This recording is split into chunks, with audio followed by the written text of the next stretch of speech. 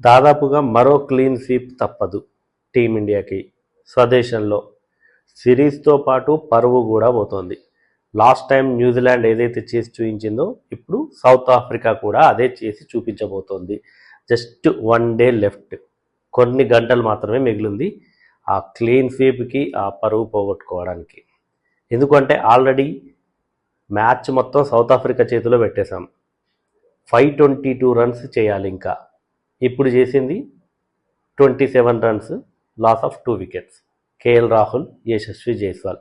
టీంలో ఎవరైనా కొంచెం చెప్పుకోదగ్గ ప్లేయర్స్ ఉన్నారు, కొంచెం ఎక్స్పీరియన్స్ ఉంది, ఆడగలరు అని అనుకున్న వాళ్ళు ఎవరైతే ఉన్నారో ఆ ఇద్దరు కూడా అవుట్ అయ్యారు.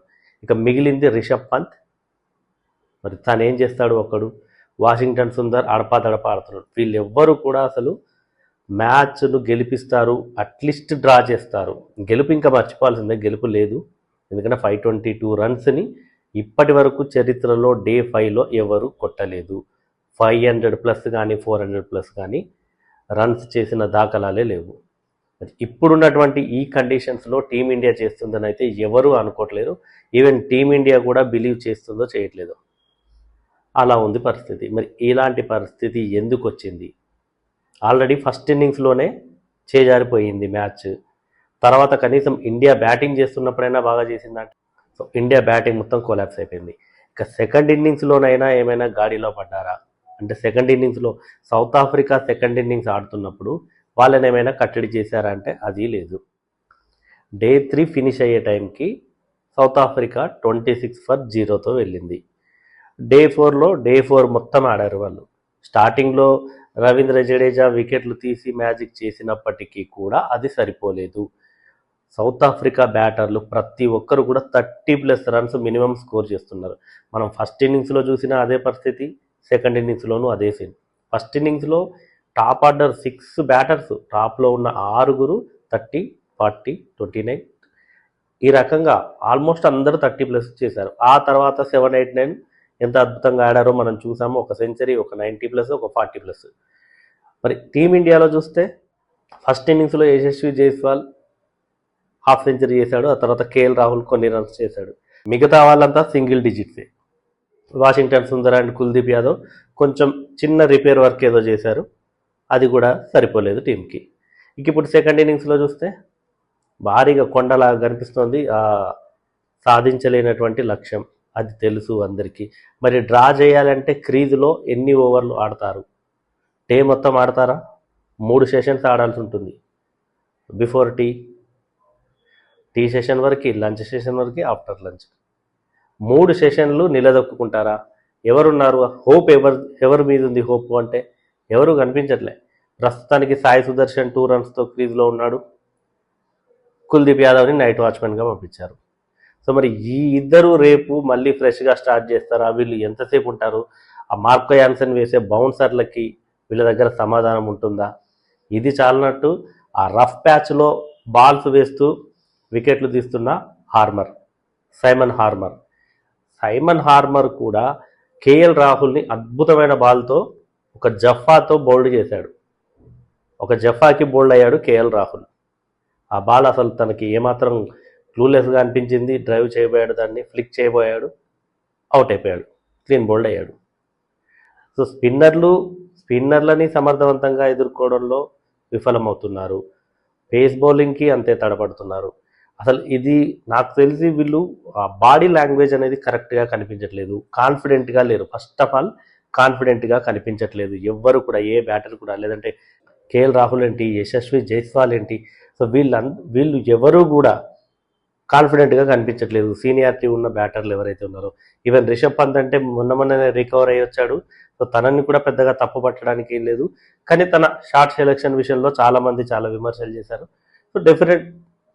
సో అతని గేమ్ స్టైలే అది, కాబట్టి దాన్ని ఏమన్నా కొంచెం అడ్జస్ట్ చేసుకోవాల్సినటువంటి అవసరం ఉంటుంది అకార్డింగ్ టు సిచ్యువేషన్. మరి అది కూడా చేయలేదు. మరి గిల్ కెప్టెన్గా ఉన్నాడు. గిల్ గాయం కారణంగా తను మధ్యలోనే వెళ్ళిపోయాడు. ఫస్ట్ టెస్ట్కి ఒకటే ఇన్నింగ్స్లో 4-5 బాల్ ఆడి వెళ్ళిపోయాడు. సో కొత్త కెప్టెన్ వచ్చాడు రిషబ్ పంత్. తనేమి కొత్త అంటే కెప్టెన్సీకి కొత్త కాదు, ఇండియాకి కొత్త కాదు, బ్యాటింగ్కి కొత్త కాదు. అయినా కూడా తనలో ఏదో ఆ కాన్ఫిడెన్స్ అయితే మిస్ అవుతుంది.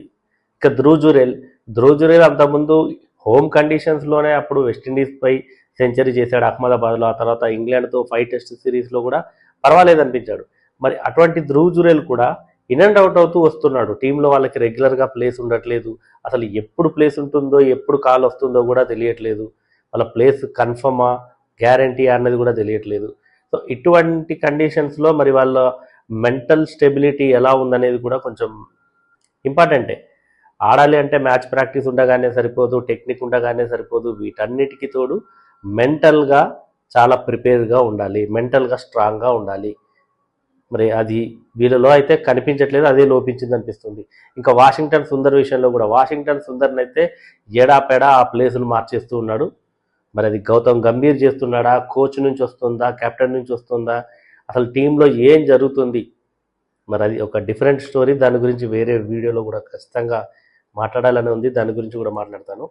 సో కానీ మరి ఇప్పుడు జరుగుతున్నది ఏంటి అంటే మ్యాచ్ మీద ఎవరికి హోప్ లేదు. క్రికెట్ గురించి ఏ కొంచెం నాలెడ్జ్ తెలిసిన వాళ్ళైనా కూడా ఈ మ్యాచ్ అయితే ఇండియా గెలిచే ప్రసక్తే లేదని చెప్తారు. అట్లీస్ట్ డ్రా చేసుకుంటేనే గొప్ప. ఎట్లాగో సిరీస్ పోయింది, డ్రా చేసుకున్నా సిరీస్ పోతుంది. ఓడిపోతే క్లీన్ స్వీప్తో ఆ అపవాదం మూటగట్టుకొని దానికి సిద్ధంగా కూడా తయారైనట్టే ఉంది. ఎందుకంటే ఆల్రెడీ 2 వికెట్లు పోయినాయి, ఇంకా 8 వికెట్లు తీయడం వాళ్ళకి పెద్ద విషయం ఏమీ కాదు. ఇంకో 4 వికెట్లు తీస్తే టైల్ అప్ అయిపోతుంది. సో డెఫినెట్గా ఇంకా ఆ వికెట్లను కూడా ఈజీగా తీసే అవకాశం ఉంటుంది. మరి ఎటొచ్చి టీమిండియా ఏదన్నా కష్టపడి డ్రా చేయాలి, ఇక అసాధ్యాన్ని సుసాధ్యం చేయాలి అంటే మిడిల్ ఆర్డర్లో రిషబ్ పంత్ చాలా కీలకమవుతాడు, రవీంద్ర జడేజా చాలా కీలకమవుతాడు, వాషింగ్టన్ సుందర్, ధ్రువ్ జురేల్, సాయి సుదర్శన్ ఈ ఇద్దరు మరి వచ్చిన ఆపర్చునిటీని కనుక సద్వినియోగపరుచుకుంటే అంటే వీళ్ళకి మన గత వీడియోలో కూడా హీరో అవ్వడానికి ఇలాంటి అవకాశాలే ఉంటాయని ఇప్పటికీ అవకాశం ఉంది ధ్రువ్ జురేల్ అండ్ సాయి సుదర్శన్ దగ్గర. ఎందుకంటే వీళ్ళు నాట్ ప్రూవెన్. ధ్రువ్ జురేల్ సరే అడపా కొన్ని ఇన్నింగ్స్లు ఆడాడు, కానీ ఇంకా తను ఒక ప్రూవెన్ బ్యాటర్గా అయితే కనిపించట్లేదు. కాబట్టి వాళ్ళని వాళ్ళు ప్రూవ్ చేసుకోవాల్సినటువంటి అవసరం అయితే ఈ మ్యాచ్ ద్వారా వాళ్ళిద్దరికీ ఉంది. ఇక జడేజా తన అనుభవాన్ని ఖచ్చితంగా టీంకి ఈసారైనా యూజ్ చేస్తాడని మరోసారి యూజ్ చేస్తాడని అయితే అనుకుంటున్నాము. మరి పిచ్ ఎలా సహకరిస్తుంది అనేది కూడా ఇంపార్టెంట్.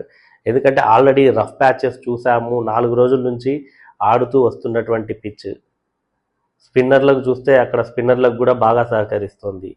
మనం కేఎల్ రాహుల్ బౌల్డ్ అయిన బాల్ గురించి కూడా మాట్లాడుకున్నాం. కాబట్టి మరి ఈ అన్ని డిఫికల్టీస్ ఉన్నాయి వీళ్ళకి. మరి వాటన్నిటిని ఎదుర్కొని స్వదేశంలో జరుగుతుంది, సొంత అభిమానుల మధ్య, సొంత స్టేడియం. మరి ఇటువంటి కండిషన్స్లో టీమిండియా అయితే ఇంకొంచెం మెంటల్లీ స్ట్రాంగ్గా ఉండి మ్యాచ్ను సాధ్యమైనంత వరకు డ్రా చేసే ప్రయత్నం అయితే చేయాలి. మరి డ్రా చేస్తుందన్న నమ్మకం కూడా చాలా చాలా తక్కువగా ఉంది. డ్రా చేయడం కూడా దాదాపు కష్టమే. ఏదన్నా అద్భుతం జరిగితే తప్ప డ్రా అవ్వదు. అప్పుడైతే కనీసం ఆ డ్రా అయితేనన్నా సిరీస్ని 1-0తో కోల్పోయాము అన్న ఇదే ఉంటుంది తప్పితే మరీ క్లీన్ స్వీప్ చేస్తే మాత్రం ఇంకా చాలా చాలా మందికి ఎఫెక్ట్ అవుతుంది. ఎస్పెషల్లీ కోచ్ గంభీర్ విషయంలో కూడా ఇప్పటికే సాక్ గంభీర్ అని చెప్పేసి హ్యాష్ట్యాగ్స్ కూడా ట్రెండ్ అవుతూ ఉన్నాయి. మరి సరే అది outside the cricket match, so మ్యాచ్కి సంబంధించిన విషయం కాదు కాబట్టి దాన్ని ఇంకో వీడియోలో మాట్లాడుకుందాం. సో మొత్తానికైతే డే 5 ఏదైనా మిరాకిల్ జరిగితే తప్ప టీమిండియా మ్యాచ్ని అయితే సేవ్ చేసుకోలేదు. సిరీస్ను ఆల్రెడీ వాళ్ళకి అప్పగించేసింది, వాళ్ళ చేతిలో పెట్టాము. ఇక దాని గురించి ఆలోచన అవసరం లేదు. సో మరి ఏదైనా అద్భుతం జరుగుతుందా? ఆ అద్భుతం ఎవరు చేస్తారు అంటే డ్రానే, నేను గెలుపు గురించి అస్సలు మాట్లాడట్లే అద్భుతం అని. ఏదైనా అద్భుతం జరుగుతుందా? ఆ అద్భుతం జరిగితే అది ఎవరు చేస్తారని మీరు అనుకుంటున్నారో కమెంట్ చేయండి.